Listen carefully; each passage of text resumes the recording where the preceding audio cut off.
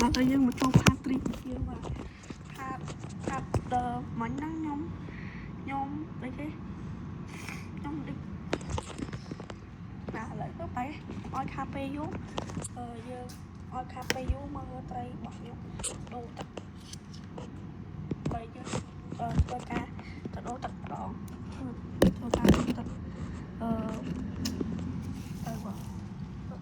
ធ្វើការដូរទឹកនេះឥឡូវយើង review ពីអានេះសិន review អានេះតិចនេះ VIP បង VIP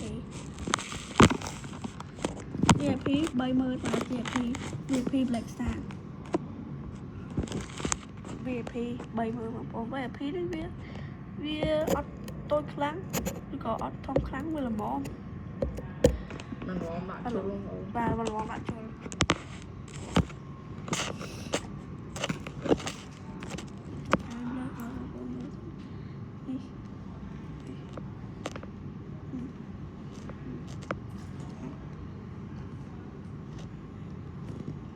តែមានសើដាក់ខាំ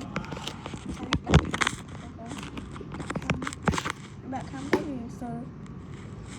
ដាក់ខាំទៅផ្លែដាក់ខាំគេណាដាក់ខាំទៅផ្លែនេះឥឡូវកាមេរ៉ាបានចាប់ដល់ចាក់ទៅ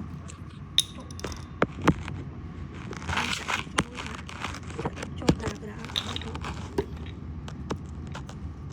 អស់ហើយចាក់ត្រីចូល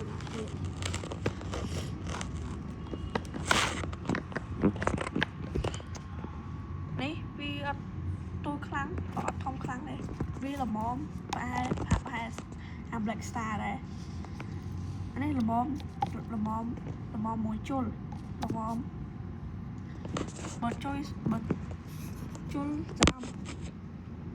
ចូលស៊ីលុយទៅអានេះចូលស៊ីលុយបាទនេះចូលស៊ីលុយអូនហត់ណាស់អូនណាហត់ណាស់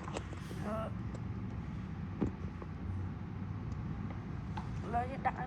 លើជន់គេមកលើគេលើចាប់លើដូរទឹកអានេះដូរទឹកអានេះម្ដងចាហើយយើងចាប់កាក់សម្បល់វាចេញឲ្យខាត់ពេកជួឥឡូវយើងមក review